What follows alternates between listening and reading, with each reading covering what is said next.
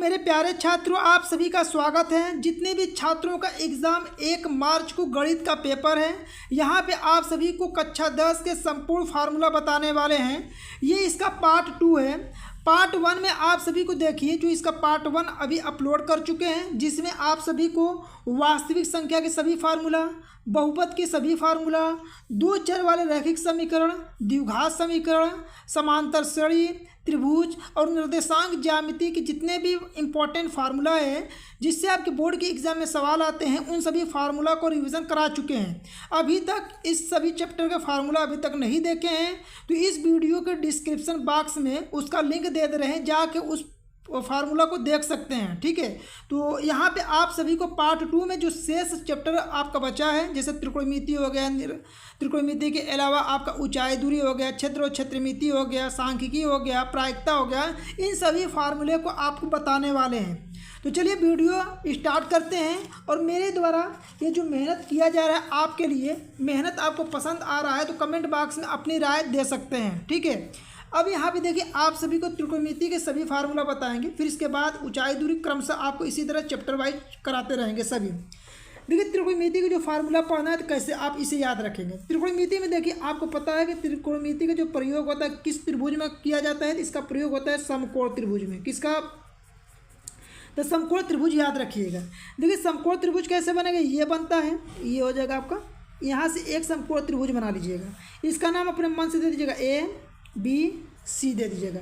देखिए, ये जो होता है ये हमेशा 90 अंश का कोण होता है। 90 अंश के सामने वाला भुजा क्या होता है, हमेशा कर्ण होता है। देखिए, इस कोण के हिसाब से बताना है तो इसके सामने वाला भुजा क्या हो जाएगा, ये लंब हो जाता है आपका। जो एक शेष भुजा बचता है जिसपे ये आपका कोण बना है, वो क्या हो जाता है, आपका आधार हो जाता है। इतना चीज़ समझ में आ गया आपको। तो देखिए, अब मान लीजिए इसके अनुसार तो ये बना। अब एक और त्रिभुज बनाते हैं, आपको सभी कंसेप्ट आपको बता देते हैं, सभी फार्मूला एकदम रिवीजन करा देते हैं। देखिए, ABC। अब देखिए, कोण यहाँ पे लिए थे, अब कोण को क्या करते हैं, यहाँ पे ले लेते हैं। अब इसके अनुसार देखिए, ये तो 90 अंश का रहेगा। 90 अंश के सामने की भुजा हमेशा क्या होता है, आपका कर्ण होता है। जो कोण रहता है उसके सामने की भुजा, अब ये क्या हो जाएगा, आपका लंब हो जाएगा। और जिस भुजा पे ये कोण बना है, अब ये क्या हो जाएगा, आधार हो जाएगा। एक चीज़ यहाँ से कंसेप्ट में याद रखिएगा, जब आपका ये कोण चेंज होता है तो इसके अनुसार आपका लंब और आधार जो होता है चेंज हो जाता है, लेकिन कर्ण आपका चेंज नहीं होता है। ठीक है, अब देखिए, समकोण त्रिभुज में आपका क्या होता है, फार्मूला लगता है। वो होता है, सबसे पहले आपको फार्मूला कौन सा याद रखना है। देखिए, सबसे पहले आप पाइथागोरस प्रमेय जानते रहिएगा। पाइथागोरस, इसका बहुत ज़्यादा यूज होता है, पाइथागोरस प्रमेय। देखिए, पाइथागोरस प्रमेय क्या होता है, आपका फार्मूला बनता है कर्ण का स्क्वायर बराबर आधार का स्क्वायर प्लस लंब का स्क्वायर। ये आपका फार्मूला बन जाता है। ठीक है, देखिए, ये फार्मूला आप ध्यान रखिएगा और यहाँ पे स्क्वायर है। अब देखिए, ये मेन फार्मूला होगा। इसके अलावा देखिए, आप याद रखिएगा लाल बटा के कक्का, लाल बटा के कक्का। देखिए, यहाँ यल का मतलब क्या होता है, लंब होता है। ए का मतलब क्या होता है, यहाँ पे आधार होता है। और के का मतलब क्या हो जाता है, कर्ण हो जाता है। यहाँ पे देखिए के है ना, सॉरी, यहाँ पे के का मतलब क्या हो जाता है, कर्ण होता है। ठीक है, इतना चीज़ समझ गए। अब देखिए, आपको बताते हैं यहाँ पे, यहाँ देखिए आप ये वाला देखिए L/K, इसको इस तरह कोष्टक बनाइए। फिर यहाँ पे ये वाला कोष्टक इस तरह बना लीजिए और यहाँ से एक कोष्टक ऐसे बना लीजिए। ठीक, देखिए, पहला वाला जो कोष्टक होगा ये दिखाता है साइन को, किसको दिखाएगा, साइन थीटा को। और दूसरा वाला कोष्टक किसको दिखाता है, कास थीटा को दिखाता है। और तीसरा वाला फार्मूला किसको दिखाता है, टैन थीटा को दिखाता है। बस इतना आपको याद होगा तो सभी फार्मूला आप लिख लेंगे। लाल बटा के कक्का, इसको क्या पढ़ेंगे, लाल बटा के कक्का। अब देखिए, यहाँ पे फार्मूला लिखना है तो कैसे लिखेंगे, पहले लिखिए साइन थीटा, ठीक, फिर इसके बाद लिख लीजिए कास थीटा, फिर इसके बाद लिख लीजिए टैन थीटा, टैन थीटा। ठीक है, अब देखिए, यहाँ पे साइन थीटा को क्या लिख सकते हैं, L/K। यल का मतलब क्या हुआ, लंब हुआ। यल का मतलब लंब और के का मतलब कर्ण। ठीक है, इसी तरह कास थीटा का मतलब क्या हुआ, A/K, A/K। ए का मतलब हुआ आधार, के का मतलब हुआ कर्ण हो जाएगा। ठीक है, अब अगला देखिए, टैन थीटा को क्या लिख सकते हैं, तो L/A लिख सकते हैं। तो L/A, यहाँ यल का मतलब देखिए, यहाँ पे लिखे मतलब ना, यल का मतलब होता है लंब और ए का मतलब होता है आधार, आधा। ठीक है, इतना याद रखिए। देखिए जब ये 3 याद हो जाएगा तो अब यहाँ पे एक चीज़ याद रखिएगा। देखिए साइन का उल्टा क्या होता है, साइन का उल्टा कोसेक होता है, तो यहाँ पे लिखिए कोसेक। कोसेक जो थीटा होता है इसी का उल्टा कर लीजिए, लंब बटा के कर्ण है तो क्या हो जाएगा, कर्ण बटा के लंब हो जाएगा। बस इसका अपोजिट कर लीजिए, कर्ण बटा के लंब।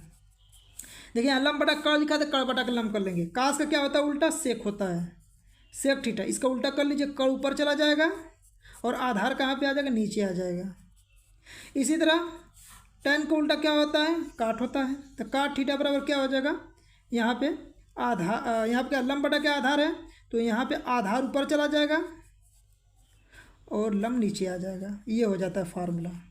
ठीक है, तो देखिए आपको सिर्फ लाल बटा कक्का याद रहेगा तो ये सभी फार्मूला आप त्रिकोणमिति का लिख सकते हैं। ठीक है, अब इसके बाद देखिए आप, ये तो हो गया आपका ये फार्मूला, यहाँ पे ध्यान रखिएगा, ये हो जाएगा आपका ये फार्मूला सभी।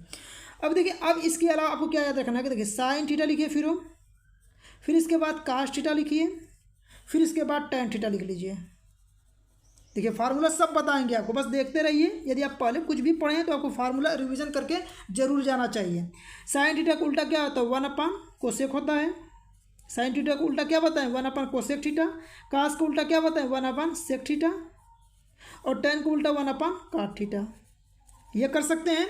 अब देखिए ये तो आप कर लिए, इसके अलावा ध्यान दीजिए कि देखिए साइन, यहाँ पे साइन का कोसेक में गुणा करेंगे तो क्या हो जाएगा, या यहाँ पे देख सकते हैं कि कोसेक का उल्टा क्या लिख सकते हैं आप, कोसेक का उल्टा 1 साइन लिख सकते हैं, ये भी लिख सकते हैं आप, पूरा बता देते हैं आप। इसी तरह आपको जहाँ पे सेक लिखा रहेगा सवाल में तो सेक थीटा की जगह पे इसका उल्टा करेंगे 1 कास हो जाएगा। इसी तरह यहाँ पे क्या लिखेंगे, काट थीटा, काट थीटा को उल्टा करेंगे तो ये 1 tan थीटा हो जाएगा। ये आपको अपोजिट करके ऐसे याद रख सकते हैं। ठीक है, अब देखिए अगला देखिए, यदि यहाँ पे कोसेक का साइन में गुणा करेंगे तो क्या हो जाएगा, साइन थीटा इंटू, अब कोसेक का गुणा कर लीजिए, कोसेक एक जगह लिख लीजिए तो इसका मान किसके बराबर होगा, 1 के बराबर होगा। इसी तरह सेक का कास में करेंगे तो cos theta into sec theta, यहाँ पे कितना है 1 है तो यहाँ पे 1 के बराबर होगा। इसी तरह यहाँ पे tan, देखिए यहाँ पे क्या करेंगे, tan थीटा इंटू काट थीटा, इन दोनों को गुणा करेंगे तो किसके बराबर हो जाएगा, 1 का। तो ये भी आप साथ में याद रख सकते हैं कि इसका अपोजिट ये होता है, दोनों को गुणा करेंगे तो आपका ये मिल जाएगा। समझ में आ गया ना। अब देखिए इसके अलावा फार्मूला आपका क्या बनता है, यहाँ पे ध्यान रखिए। देखिए अब अगला फार्मूला याद रखिएगा, tan थीटा का एक स्पेशल फार्मूला। tan थीटा की याद रखना है कि साइन थीटा बटा के कास थीटा, ये फार्मूला ये भी होता है। तो इसका देखिए tan का उल्टा काट, मान लीजिए कहीं पे काट लिखा है तो काट जो होता है कि इसका tan का उल्टा होता है तो ये कास ऊपर चला जाएगा और साइन कहाँ पे आ जाएगा, इसके हर में आ जाएगा। ये सभी फार्मूला आप ध्यान रखिएगा। ठीक है, तो इन सभी फार्मूला को बता के ही आपको क्या करेंगे, पेपर हल करवाएंगे। तो ये फार्मूला आप ध्यान रखिएगा। चलिए अगले फार्मूला को बताते हैं। देखिए अगला है आपका त्रिकोणमितीय टेबल। टेबल कैसे बनाएंगे, जैसे साइन 0 अंश का मान कितना होता है, ये सब कहने का मतलब। देखिए टेबल इसका कैसे याद रखेंगे, देखिए पहले एक जगह लिखिएगा आप यहाँ पे थीटा का मान, यानी कि पहले लिखिए 0 अंश, फिर लिखिएगा 30 अंश, फिर इसके बाद लिखिएगा 45 अंश, 45 के बाद 60 अंश याद रखना है, 60 के बाद 90 अंश याद रखना है। बहुत सिंपल होता है, आपको एकदम सिंपल तरीके से समझाएंगे, बस आप देखते रहिए केवल। देखिए आप लोग स्केल से खींच के इसको लिखना चाहते लिख सकते हैं। देखिए यहाँ पे क्या करेंगे, पहले लिखिएगा साइन, साइन थीटा, साइन का उल्टा कास थीटा, कास का उल्टा, अरे सॉरी, साइन होता है कास होता है tan होता है, उल्टा मत याद रखिएगा ना, उल्टा नहीं। अब यहाँ पे देखिए tan होगा, tan का उल्टा लिखिए काट थीटा, ठीक है। और कास का उल्टा क्या होता है, सेक थीटा लिखिए, और साइन का उल्टा कोसेक लिख लीजिए। ठीक, इस प्रकार से लिख लेंगे इतना। अब इतना लिख लेंगे यहाँ पे, देखिए चलिए यहाँ पे ऐसे करके हम खींच लेते हैं। ठीक, अब देखिए याद करने का सबसे अच्छा तरीका बताते हैं। टेबल नहीं भी याद है तो आपको देखते देखते याद हो जाएगा। बस यहाँ पे देखिए, जो समझा रहे हैं इसको समझने का प्रयास कीजिए। यहाँ पे आप ऐसे खींच लीजिए, यहाँ पे ऐसे खींचिए, यहाँ पे खींच लीजिए, और यहाँ पे भी ऐसे खींच लीजिए, और यहाँ पे खींच लीजिए। ठीक, देखिए यहाँ पे देख लीजिए, सबको पहले देखिए, देखिए यहाँ पे ऐसे लिखिए। आप लोग स्केल से खींचिएगा। देखिए हाथ से हम खींच रहे हैं, थोड़ा टेढ़ में लाइन हो जा रहा है। आप स्केल से खींचेंगे तो बहुत सुंदर खींच लेंगे और बहुत सुंदर बनाएंगे। ठीक है, यहाँ हाथ से खींचने में थोड़ा सा इधर उधर लाइन हो जा रहा है। ठीक है, अब देखिए आपको क्या करना है, जैसे बताएंगे इस तरह थोड़ा सा ध्यान रखिएगा। आपको याद करने का सबसे बेस्ट तरीका बता रहे हैं। देखिए ये 0 है ना, तो यहाँ पे 0 से स्टार्ट किए, 0 1 2 3 4 इस तरह भर लेंगे। फिर सब में क्या करेंगे, 4 से भाग दे दीजिएगा। सबसे 4 से क्या करेंगे, भाग देंगे, भाग दे लीजिएगा 4 से। फिर क्या करेंगे, इसके बाद इसका वर्गमूल निकाल लेंगे। देखिए इसका वर्गमूल निकालिए, सबका वर्गमूल इसका। फिर इसके बाद देखिए मान कैसे याद नहीं होता है आपको, इसका वर्गमूल निकाल लीजिए सबका। अब देखिए यहाँ से क्या होगा, 4 का भाग 0 में देंगे 0, और 0 का वर्गमूल क्या हो जाएगा, 0 होगा। यहाँ देखिए 1 का वर्गमूल 1 हो जाएगा और 4 का वर्गमूल 2 हो जाएगा। देखिए 2 से कटा लीजिए, 2 1 2 और 2 दूना के 4, तो 1 का वर्गमूल निकालें तो 1 हो जाएगा। 2 का वर्गमूल तो निकलेगा नहीं, तो कड़ी में 2 रहेगा। यहाँ पे देखिए 3 का वर्गमूल नहीं निकलेगा तो करोड़ी में 3 हो जाएगा, और बटा में 4 का वर्गमूल कितना हो जाता है, 2 हो जाता है, बराबर। ये 4 से 4 क्या हो जाएगा, कट जाएगा, 1 बचेगा, और 1 का वर्गमूल 1 हो जाता है। ठीक है, इस तरह लिख लेंगे। लिखने के बाद देखिए यहाँ पे 0 आया है तो यहाँ पे 0 भरिए। यहाँ पे 1/2 है तो 1/2 भर लीजिए। यहाँ पे 1 कड़ी में 2 है तो 1/2 लिख लीजिए। यहाँ पे कड़ी में 3 कितना है, कड़ी में 3/2 है तो कड़ी में 3/2 लिखिए, और 1 है तो 1 लिख लीजिए। जब इतना आप लिख लेंगे ये इसके अनुसार, तो अब देखिए आपको क्या करना है, बस इसी मान को, जैसे 1 यहाँ पे है तो 1 को उठा के यहाँ भर लीजिए, और इसको उठा के यहाँ लिखिए कड़ी में 3/2, और इसको यहीं पे लिखिए 1/2, और यहाँ पे 1/2 हो जाएगा, और 0 को उठा के यहाँ कर लीजिएगा। ठीक है, अब देखिए यहाँ पर tan थीटा का ज्ञात करना है, तो tan थीटा बराबर क्या होता है, आपको क्या करना है, 1 का भाग 0 में देना, बस आप भाग दीजिए। 1 का भाग 0 में देंगे तो 0 आ जाएगा। और देखिए इसका भाग इसमें देना, तो 2 से 2 कट जाएगा तो सिर्फ बचेगा क्या, अंश में 1 बचेगा, और हर में क्या बचेगा, कड़ में 3 बच जाएगा। ये देखिए इसका इसमें भाग देंगे, दोनों मान बराबर, तो ये इससे कट जाएगा तो कितना देगा, सिर्फ 1 बचेगा। इसका इसमें भाग देंगे, देखिए 2 से 2 हर में, जैसे हर में ये 2 लिखा है, यहाँ पे हर में, तो 2 से 2 कट जाएगा तो कितना बचेगा, सिर्फ करोड़ी में 3 बचेगा। और यहाँ पे देखिए आपको 1 में भाग किसका दिया देना है, 0, तो 1 का भाग जब 0 में देंगे तो क्या आएगा, आपका अनंत आता है ना, इसलिए 0 का भाग तो 1 में जाएगा नहीं, तो अनंत होगा। तो यहाँ पे क्या भरेंगे, अनंत। इसे अनंत कहेंगे, अपरिभाषित कहेंगे, दोनों कह सकते हैं। अनंत भी कहते हैं, अपरिभाषित कहते हैं, या इंग्लिश में इनफाइनाइट कहते हैं। अब देखिए जैसे काट का लिखना है, तो काट का लिखना है, बस इसी का उल्टा कर लीजिए। उल्टा करने का मतलब क्या हुआ, जैसे यहाँ पे अनंत है ना, तो अनंत को उठा के यहाँ पे लिख लीजिए।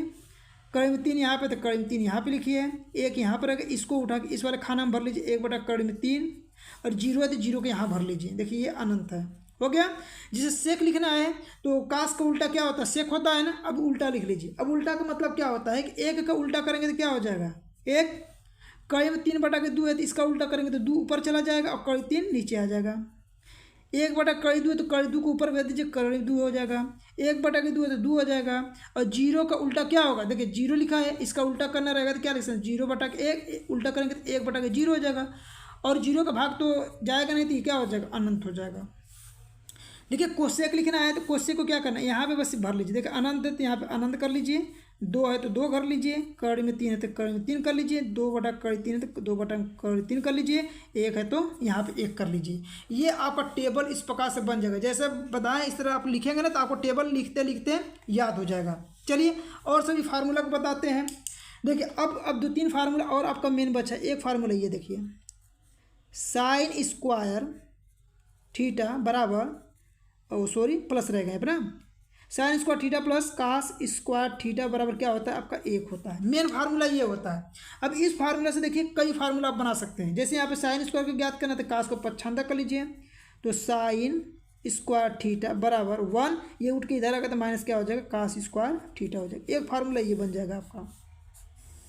ठीक, अब देखिए मान लीजिए आपको कास का मान ज्ञात करना, तो साइन को पच्छांदा कर लीजिएगा, यहाँ पे हो जाएगा कास स्क्वायर थीटा 1, जब इसको पच्छांदा करके तो माइनस साइन स्क्वायर थीटा हो जाएगा। एक फार्मूला आपका ये बन जाएगा, हो गया। देखिए अब इसके अलावा दूसरा फार्मूला देखिए इसका, याद रखिएगा, sec square theta minus tan square theta बराबर क्या होता है आपका 1। मेन फार्मूला ये है। अब इससे देखिए फार्मूला बनाना है। जैसे सेक स्क्वायर को ज्ञात करना है, तो सेक स्क्वायर थीटा, ये माइनस है तो इधर उठा के लाइए तो 1, ये माइनस इधर का प्लस हो जाएगा, tan स्क्वायर थीटा हो जाएगा। एक फार्मूला ये बन के तैयार हो जाएगा आपका। अगला फार्मूला देखिए, यदि आपको tan का मान ज्ञात करना है, tan को इधर कर लीजिएगा, 1 को उठा के इधर कर लीजिएगा, तो देखिए tan स्क्वायर थीटा बराबर का फार्मूला बन जाता है बराबर 1 ठीक है। यहाँ पे क्या हो जाएगा, देखिए सॉरी, यहाँ पे क्या हो जाएगा, सेक स्क्वायर थीटा माइनस 1 हो जाएगा। ये फार्मूला बन जाएगा आपका, समझ में आ गया। तो देखिए ये था आपका फार्मूला।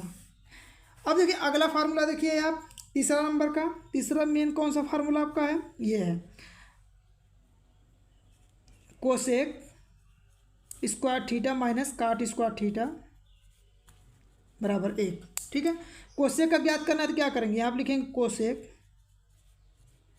ये माइनस इधर पच्छांदे कर लेंगे तो 1 प्लस हो जाएगा काट स्क्वायर, यहाँ पे ये फार्मूला बन जाएगा आपका। अब देखिए यहाँ से फार्मूला बना, जैसे काट का ज्ञात करना है तो काट स्क्वायर थीटा बराबर क्या हो जाएगा, कोसेक स्क्वायर थीटा माइनस 1। देखिए काट का ज्ञात करना है तो काट को इधर कर लीजिएगा जिससे वो प्लस में, और एक को उठा के इधर करेंगे तो कोसेक स्क्वायर थीटा माइनस 1 हो जाएगा। ये फार्मूला ये बन जाएगा। ये था आपका त्रिकोणमिति का संपूर्ण फार्मूला। इसके अलावा कुछ एक्स्ट्रा फार्मूला आप देख लीजिए, जिससे आपको क्या होता है कि जो आपको सिद्ध करने वाला सवाल त्रिकोणमिति का देता है तो उसको कैसे हल करेंगे और उसमें ये सवाल फार्मूला की यूज होगा। जैसे देखिए सबसे ज़्यादा ये फार्मूला होता है, ए प्लस बी का होल स्क्वायर का भी यूज होगा, ए माइनस बी का होल स्क्वायर का फार्मूला की यूज हो जाता है, और सबसे ज़्यादा इस फार्मूला का यूज होता है A square minus B square. ये सभी फार्मूला का यूज त्रिकोणमिति में किया जाता है जब सवालों को सिद्ध किया जाता है। सभी फार्मूला ये भी देख लीजिए क्या होता है, A square plus B square plus, जब यहाँ प्लस है तो यहाँ प्लस रहेगा 2ab। यहाँ पे देखिए ए स्क्वायर प्लस बी स्क्वायर, यहाँ पे माइनस है तो यहाँ पे क्या माइनस 2ab हो जाएगा। यहाँ पे देखिए ए स्क्वायर बी स्क्वायर क्या करेंगे सिद्ध करने वाले सवाल में, एक क्वेश्चन में ए प्लस बी होता है और अगले क्वेश्चन में ए माइनस बी होता है। तो देखिए बस इतना फार्मूला आपके त्रिकोणमिति में है, बस इतना फार्मूला आप जानते रहेंगे तो त्रिकोणमिति के सभी सवाल आप लगा सकते हैं। ठीक है, चलिए अब अगले चैप्टर पर चलते हैं। देखिए आपका अगला नंबर का चैप्टर है त्रिकोणमिति के कुछ अनुप्रयोग। इसमें बहुत ज़्यादा फार्मूला नहीं, बस एक दो कंसेप्ट उसको बता देते हैं। पहले नंबर पे तो अपने दिमाग में ये रखिए कि सबसे ज़्यादा इसमें जो फार्मूला प्रयोग होता है tan थीटा बराबर, यही फार्मूला सबसे ज़्यादा यूज होता है, लंब बटा के आधार। जो अभी फार्मूला बताएं लंब वाला ना, सबसे ज़्यादा इसमें यही फार्मूला आपका यूज होगा। बस आपको क्या होता है कि हल करने का तरीका बस पता होना चाहिए। इसके अलावा देखिए इसमें एक होता है उन्नयन कोण होता है, उन्नयन कोण, एक होता है अवनमन कोण। इसका मतलब जानेंगे तभी आप सवाल लगा पाएंगे, अवनमन कोण। इसके बाद तो जो पेपर हल कराएंगे तो उस पेपरों में क्या करेंगे, इन सभी फार्मूला को आपको क्या करेंगे, जो सवाल आ गए तो उसमें आपको हल कराएंगे तो बता देंगे। देखिए उन्नयन कोण का मतलब होता है कि जैसे मान लीजिए ये आपका टावर है, टावर जब है इसके नीचे से आप कहीं नीचे से ऊपर की तरफ ऐसे देखते हैं, जब नीचे से ऊपर की तरफ देखा जाता है तो वहाँ पे जो कोण इस तरफ बनेगा आपका, तो क्या बोलेगा, इसे बोला जाएगा उन्नयन कोण। इसका कंसेप्ट बस ये जानिएगा, उन्नयन, ये क्या हो जाएगा उन्नयन कोण।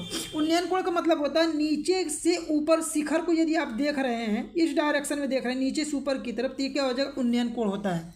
अवनमन कोण का मतलब क्या होता है कि जैसे ये टावर है, मान लीजिए टावर के ऊपर यहाँ बैठे हैं और ये मान लीजिए आपका ज़मीन है, यहाँ पे आप ऊपर से नीचे ऐसे देख रहे हैं। जब नीचे की तरफ देखेंगे इस डायरेक्शन में यदि आप देखते हैं तो यहाँ पे जो ऊपर से नीचे देखते हैं तो इसके समानांतर यहाँ पे कोण बनता है, ये कोण बनता है।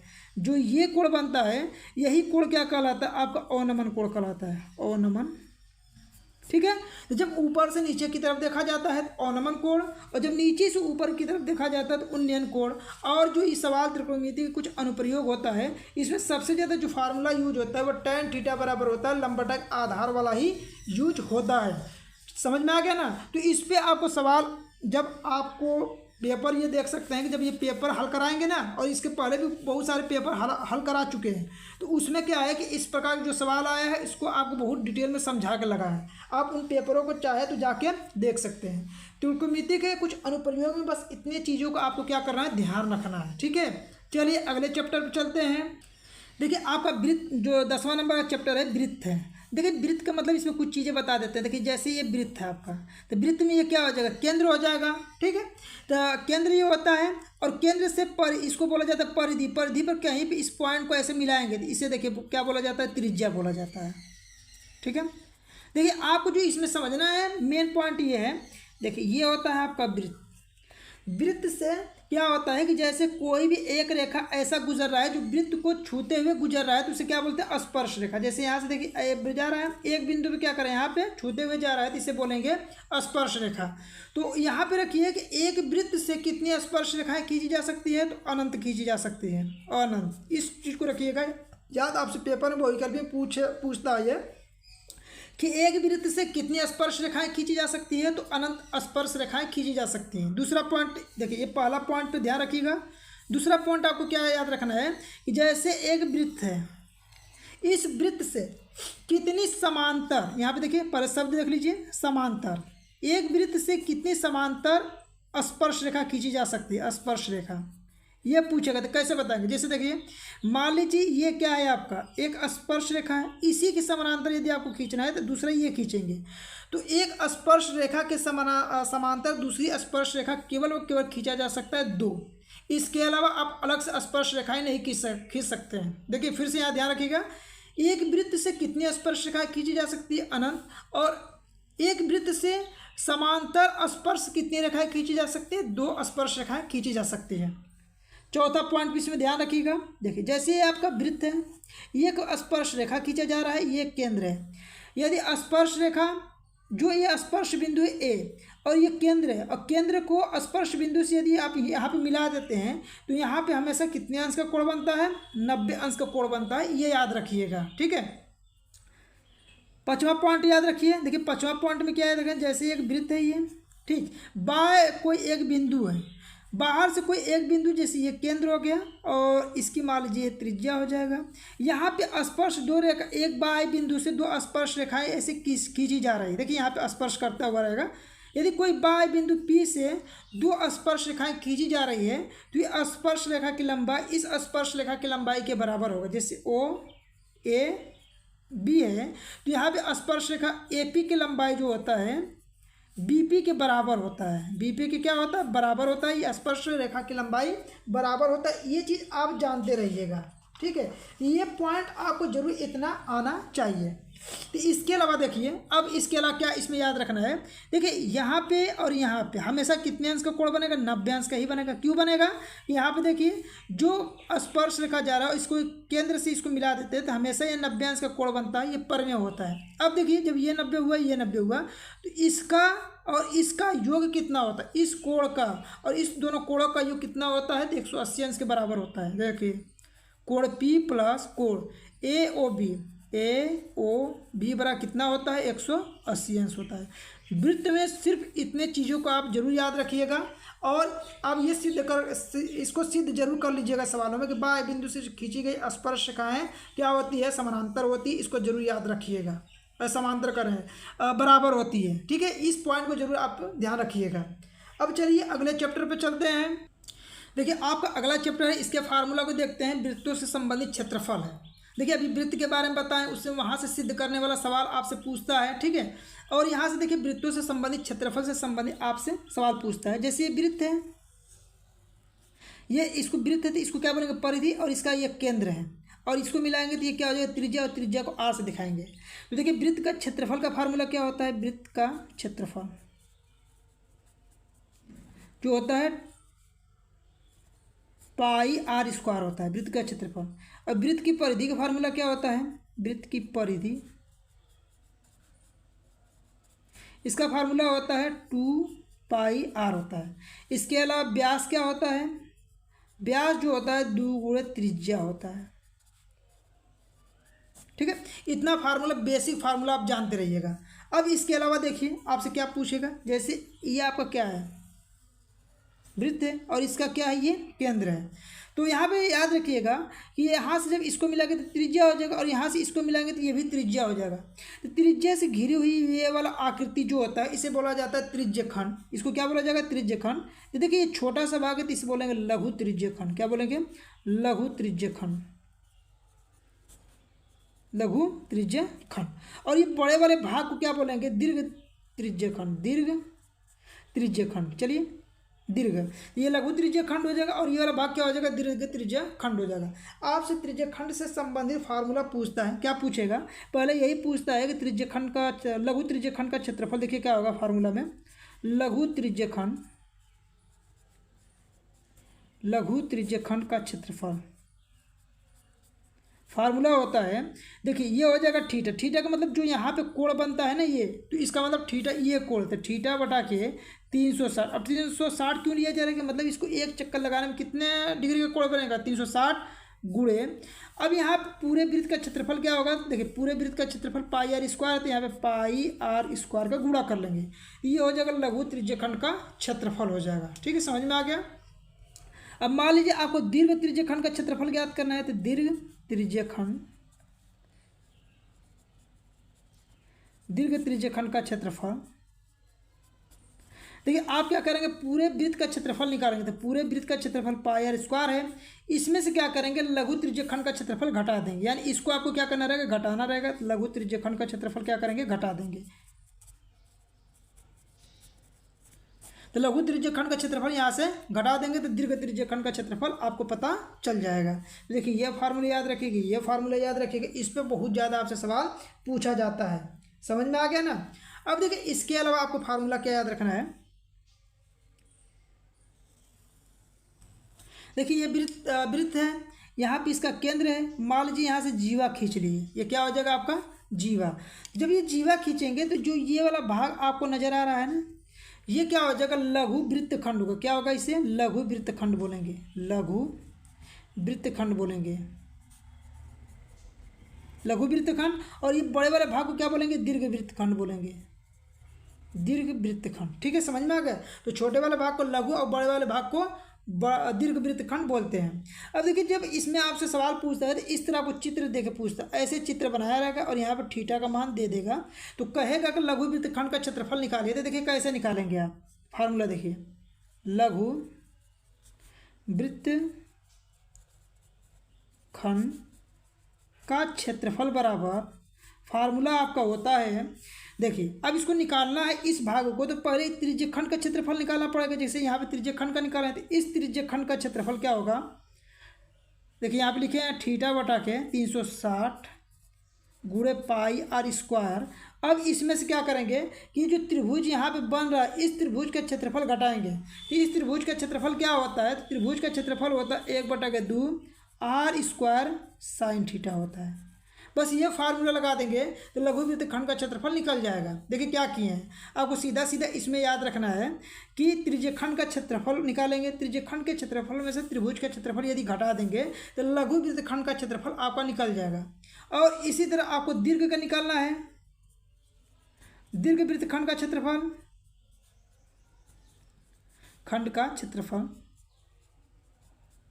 तो आपको क्या करना है, तो पहले वृत्त का क्षेत्रफल यानी पाई आर स्क्वायर में से आप क्या करेंगे, लघु वृत्तखंड का क्षेत्रफल घटा देंगे, लघु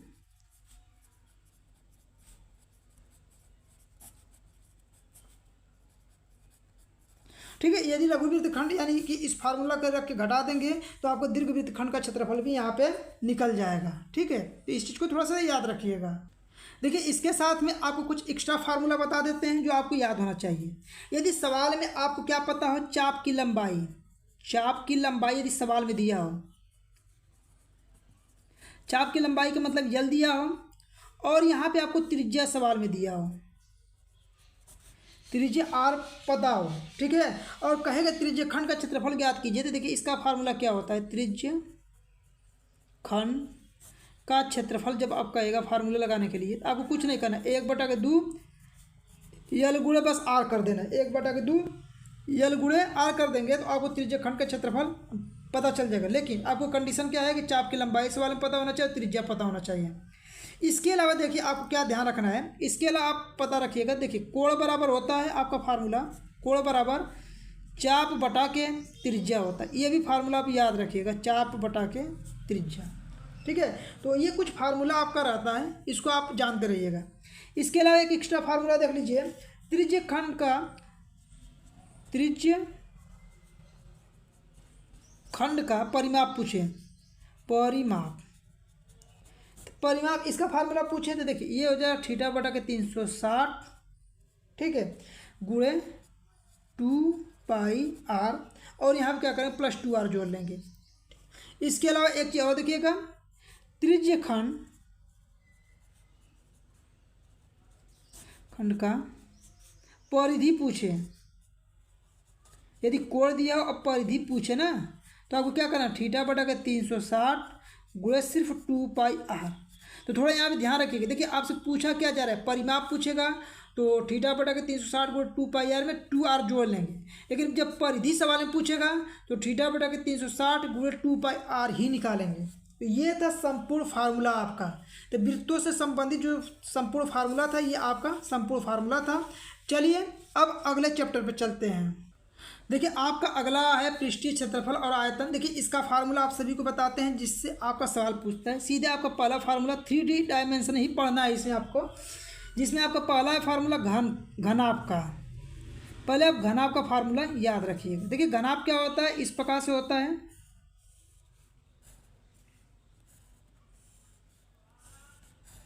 इस प्रकार से घनाभ बनाएंगे, ये बनता है घनाभ। देखिए इसमें ये क्या होता है, ये लंबाई होता है, लंबाई को यह से दिखाते हैं। ये वाला भाग क्या होता है, चौड़ाई होता है, चौड़ाई को 20 से दिखाते हैं। और ये वाला भाग क्या होता है, आपका ऊंचाई होता है, ऊंचाई को किससे दिखाएंगे, यश से दिखाएंगे। समझ में आ गया ना। यानी ये वाला भाग लंबाई हुआ, ये चौड़ाई होगा, ये ऊंचाई। तो देखिए इसमें आपको 3 डायमेंशन में आपको आयतन निकालना पड़ता है। क्या निकालेंगे, आयतन। तो आयतन का फार्मूला क्या होता है, लंबाई गुणे चौड़ाई गुणे ऊंचाई होता है। ठीक है, यल गुणे बी गुणे एच होता है आयतन। इसका घनाभ का पृष्ठीय क्षेत्रफल निकालना है, वक्र पृष्ठीय क्षेत्रफल, वक्र पृष्ठीय क्षेत्रफल। ठीक है, तो देखिए यहाँ पे क्या हो जाएगा, 2π। देखिए यहाँ पे लिखिए 2h कोष्ठ में यल प्लस बी होता है, यल प्लस बी, एच का मतलब ऊंचाई, यल का मतलब लंबाई, बी मतलब चौड़ाई हो जाएगा। ठीक है, संपूर्ण पृष्ठीय क्षेत्रफल देखिए इसका, संपूर्ण पृष्ठीय क्षेत्रफल, संपूर्ण पृष्ठीय क्षेत्रफल का फार्मूला होता है 2 कोष्ठ में L B plus B H plus H L, यानी लंबाई गुणे चौड़ाई प्लस चौड़ाई गुणे ऊंचाई प्लस ऊंचाई गुणे लंबाई, ये संपूर्ण पृष्ठीय क्षेत्रफल होता है। इसके अलावा एक फार्मूला और याद रखिएगा इसमें, विकर्ण। विकर्ण मतलब होता है कि कहता है कि घनाभ में कितना लंबा से लंबा छड़ रखा जा सकता है। यानी यहाँ से लेके यहाँ तक जो पॉइंट मिलाएंगे ना, यहाँ से देखिए आपको मिला के बताते हैं, यहाँ से लेके यहाँ तक ये जो पॉइंट, ये वाला लाइन मिल रहा है, इसे ही क्या बोलेंगे, विकर्ण बोलेंगे। तो विकर्ण क्या होता है, अंडर रूट में l square plus B square plus h square. तो ये घनाभ से संबंधित इतने फार्मूलों का आपको ध्यान रखना है। अब देखिए अगला आपका है घन। घन में क्या होता है कि इसकी तीनों भुजाएं क्या होती है, बराबर होती है। जैसे देखिए ये आपका क्या है, इस प्रकार से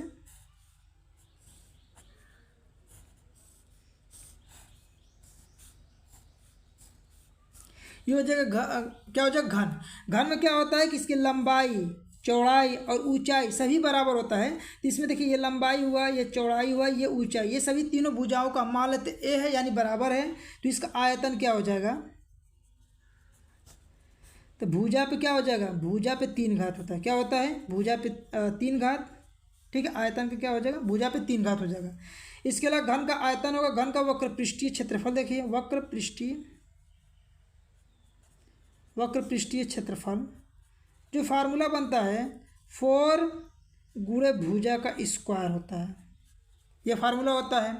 और इसके साथ में संपूर्ण पृष्ठीय क्षेत्रफल का फार्मूला देखिए, संपूर्ण पृष्ठीय क्षेत्रफल, संपूर्ण पृष्ठीय क्षेत्रफल का फार्मूला तो 6 गुणे भुजा का स्क्वायर होता है, 6 गुणे भुजा का स्क्वायर होता है। इसके अलावा इसका विकर्ण का फार्मूला देखिए, विकर्ण का फार्मूला हो जाता है, भुजा कड़ी में 3 होता है। क्या होता है, भुजा कड़ी में 3 हो जाता है। ये सभी फार्मूला आप याद रखिएगा। ठीक है, इन सभी फार्मूला पे सवाल आपसे पूछा जाता है। अब इसके अलावा देखिए फार्मूला तीसरा नंबर पे है आपका बेलन।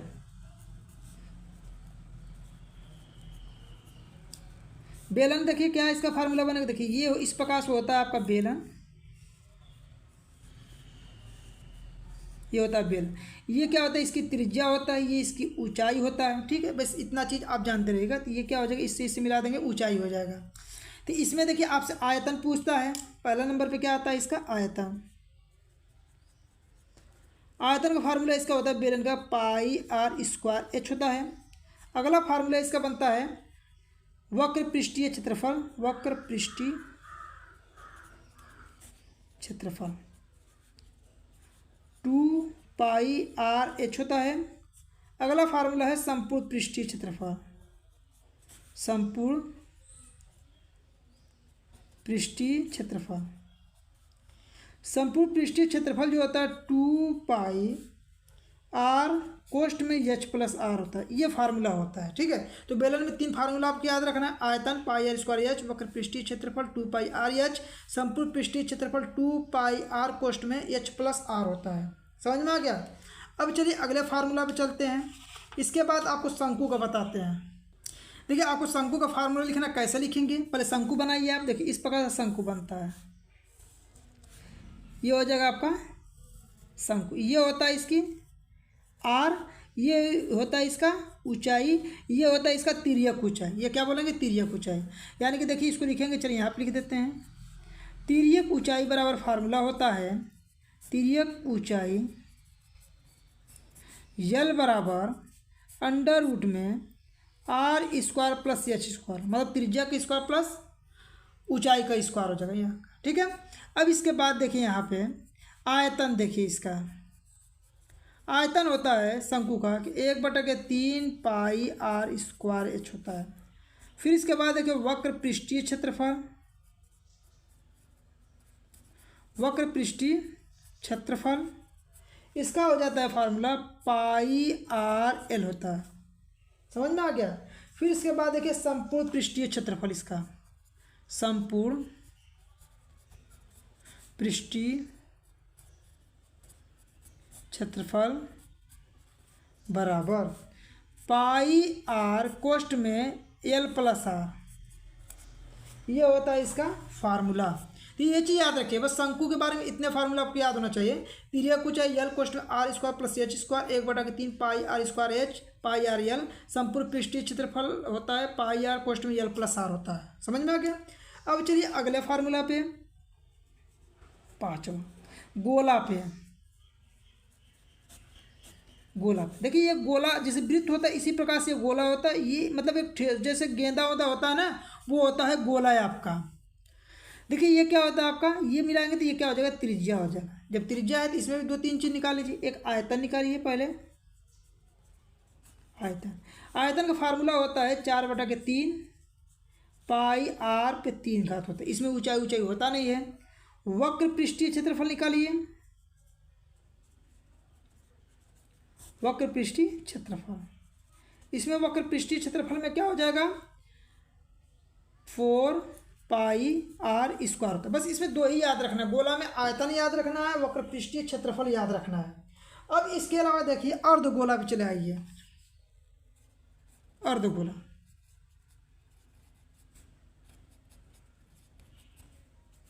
देखिए जो गोला है इसको आधा कर देंगे। ठीक है, अर्धगोला मतलब क्या होता है कि आपको आधा इस तरह बनाना है। ये अर्धगोला हो जाएगा और ये क्या हो जाएगा आपका त्रिज्या है। यहाँ पे देखिए इसका आयतन क्या हो जाएगा, आयतन देखिए इसी का क्या करें, जो गोला है उसका आधा कर देंगे। बताइए जब आधा करें 2/4 में देंगे, 2 बार में जाएगा तो इसका फार्मूला हो जाएगा 2/3 πr³। यानी जो ये है वही है। यहाँ पे वक्र पृष्ठीय क्षेत्रफल क्या हो जाएगा, वक्र पृष्ठीय क्षेत्रफल फार्मूला हो जाता है कि देखिए इसका आधा करेंगे कितना, 2πr² हो जाता है। अब इसके अलावा एक फार्मूला और आप जानते रहिएगा, इसका अर्धगोले का संपूर्ण पृष्ठीय क्षेत्रफल आता है। तो संपूर्ण पृष्ठीय क्षेत्रफल बराबर होता है आपका 3πr² होता है। ये चीज़ याद रखिएगा। देखिए इसमें गोले का संपूर्ण पृष्ठीय क्षेत्रफल का फार्मूला नहीं है। अर्धगोले का क्या होता है, संपूर्ण पृष्ठीय क्षेत्रफल 3πr² होता है।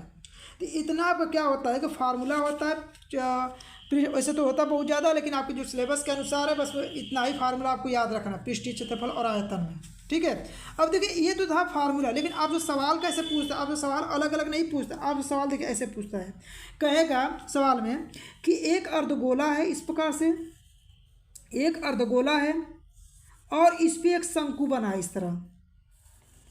अब कहेगा कि इसका आयतन ज्ञात कीजिए, तो आपको क्या करना है, इसका आयतन निकालना है और इसका आयतन, दोनों को जोड़ देना है। या इसी में क्या करेंगे, आपसे पूछता है, और एक चीज़ याद रखिएगा, जो यहाँ पे अर्धगोले की त्रिज्या होता है वही शंकु की त्रिज्या होता है, दोनों की त्रिज्याएं क्या होती है, बराबर होती है। वक्र पृष्ठीय क्षेत्रफल कहेगा तो इसका वक्र पृष्ठीय क्षेत्रफल, इसका वक्र पृष्ठीय क्षेत्रफल निकाल के जोड़ देंगे। समझ में आ गया ना। इसके अलावा देखिए आपसे कहेगा कि एक अर्धगोला है, देखिए जो आकृति में सवाल पूछता है वही बता रहे हैं आपको। ये अर्धगोला है, इस पर कहेगा एक बेलन बना है, इस तरह चित्र बनाने के लिए कहेगा। तो देखिए इसमें क्या हो जाएगा, ये त्रिज्या हो जाएगा, इसका मतलब जो अर्धगोले की त्रिज्या हो जाएगा वही बेलन की त्रिज्या होगा, यानी दोनों की त्रिज्या आपको बराबर रहेगा। इसमें भी आपको आयतन पूछता है चित्र में, और इसके अलावा क्या पूछ देगा आपसे, इसमें वक्र पृष्ठीय क्षेत्रफल पूछता है। इस तरह सवाल आपसे पूछे जाते हैं। अब इस प्रकार से आपको हो गया। अब कहेगा कि एक बेलन है, अगला चित्र आपसे इस प्रकार से पूछता है कि एक बेलन आपका है, ये वाला,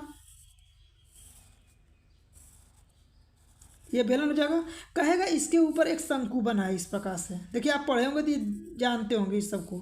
इस प्रकार से भी आपसे चित्र बना के पूछता है कि एक बेलन, उसके ऊपर शंकु है, तो इसका आयतन ज्ञात कीजिए, वक्र पृष्ठीय क्षेत्रफल ज्ञात कीजिए। तो इस प्रकार से दो आकृति को जोड़ के आपका सवाल बनता है। आपको डायरेक्ट इस तरह सवाल नहीं देते हैं, सब छोटा छोटा कभी 1-2 नंबर में दे देते हैं, लेकिन मैक्सिमम सवाल जो 6 नंबर का आता है, 4 नंबर का सवाल आता है पृष्ठीय क्षेत्रफल से, आपको इसी प्रकार से दो आकृति को जोड़ के पूछता है। समझ में आ गया ना। अब यहाँ पे एक कंसेप्ट और बता रहे हैं, उसको जानते रहिएगा। देखिए जब आपको सवाल में कहेगा पानी की बात, कि एक बेलन है, एक गोला है, एक शंकु, उसमें पानी भरा है, ठीक है, या इसके अलावा कहेगा एक गोले को पिघलाकर एक बेलन बना दिया जा रहा है। जब पिघलाने की बात सवाल में कहेगा, पिघलाने की बात कहेगा, या इसके अलावा आपसे कह दे कि एक बेलन है या एक तंबू है, उसमें क्या कहते हैं, हवा भर दिया गया है। तो हवा जब कह देगा, इस तरह शब्दों का प्रयोग किया जाएगा, तो वहाँ पे समझिएगा जब ये शब्दों का प्रयोग करता है सवाल में, तो हमेशा आपको क्या निकालना है, वहाँ पे आयतन निकालना है, आयतन निकालना है, ठीक है। तो आप आकृति को समझ लीजिएगा। तो इस प्रकार से संपूर्ण आपका क्या था, पृष्ठीय क्षेत्रफल और आयतन से संबंधित कंसेप्ट था। अब चलिए अगले चैप्टर पर चलते हैं। देखिए सांख्यिकी में अब सवाल फार्मूला देखिए। सांख्यिकी में 2-3-4 फार्मूला बहुत इंपॉर्टेंट है, और यहाँ से आपके बोर्ड के एग्जाम में 10 नंबर का सवाल मिलता है। और ये जो पेपर हल करा रहा है ना, उसमें यदि पेपर को देखते रहेंगे तो आपके सवाल इतने करा देंगे कि सांख्यिकी सभी फार्मूला आपको याद हो जाएगा। यहाँ पे देखिए पहला फार्मूला याद रखिएगा, समांतर माध्य। समांतर माध्य, समांतर माध्य जो होता है क्या होता है कि सभी पदों का योग, सभी पदों का योग बटा के पदों की संख्या होता है, पदों की संख्या। पहले नंबर पे ये फार्मूला याद रखिएगा।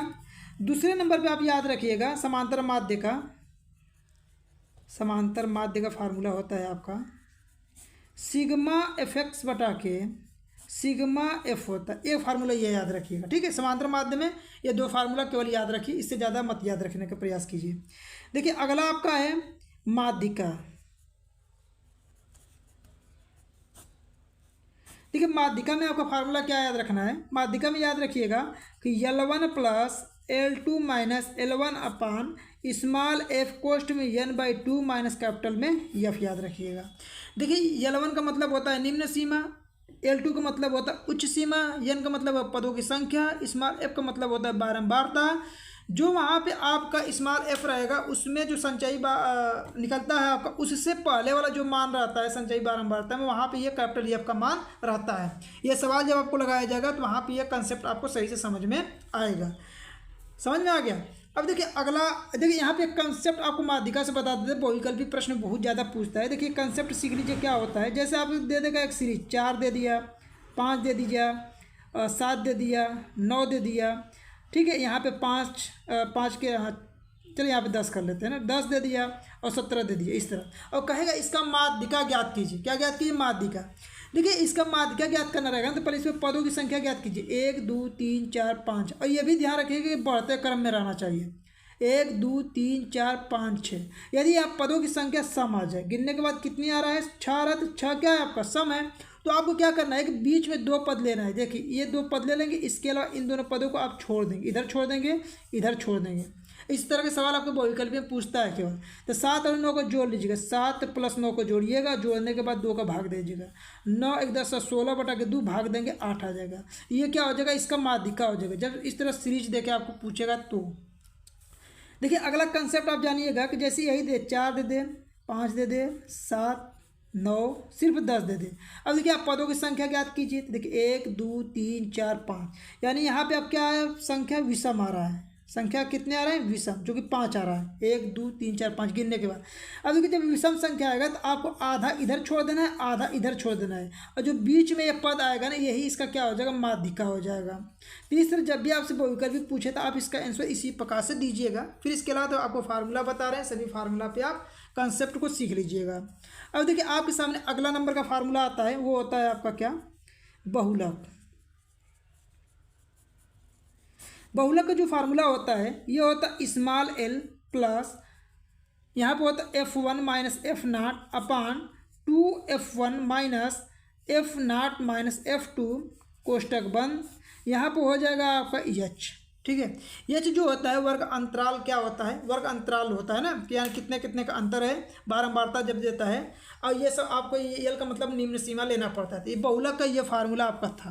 इसके अलावा देखिए यहाँ पे कंसेप्ट समझिए, बहुलक में आप सीरीज देकर पूछेगा, जैसे 2 दे दिया, 3 दे दिया, 2 दे दिया, 5 दे दिया, फिर 2 दे दिया, फिर 0 दिया, फिर 2 दे दिया। इसमें पूछेगा बहुलक क्या होगा, 1 नंबर में इस तरह सवाल पूछता है। तो जब बहुलक पूछेगा तो बहुलक का मतलब होता है जो संख्या सबसे अधिक बार आई है। देखिए 2, 2, 2, 2, इसमें 2 सबसे अधिक बार आया है ना इस सीरीज में, तो यहाँ पे बहुलक क्या हो जाएगा, 2। यानी कि संख्या में जो सबसे अधिक बार देता है ना, वही इसका क्या कहलाता है, बहुलक कहलाता है।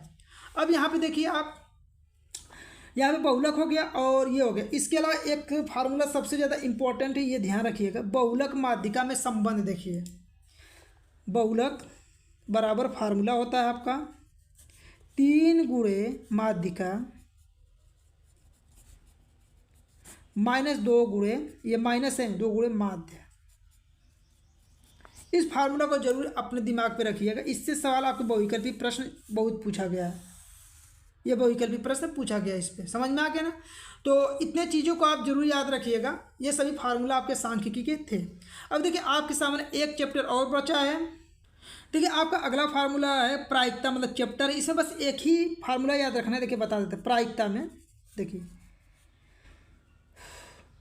प्रायिकता, प्रायिकता में क्या होता है आपका, यहाँ पे होता है कि अनुकूल स्थिति, अनुकूल परिस्थिति और बटा में कुल स्थिति, कुल परिस्थिति। देखिए इसे आप और तरीक़ा से क्या लिख सकते हैं, आपके सवाल में ऐसे भी लिखा जाता है प्रायिकता, ऐसे भी लिख सकते हैं इसे, अनुकूल घटना, अनुकूल घटना बटा के कुल घटना,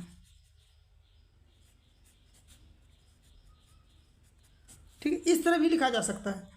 तो आप इसे याद रखें, फार्मूला में बस यही एक फार्मूला आपको याद रखना, और कोई ज़्यादा फार्मूला नहीं था। इसके बाद इसको आप क्या करना पड़ेगा, सवाल पे प्रैक्टिस करना पड़ेगा।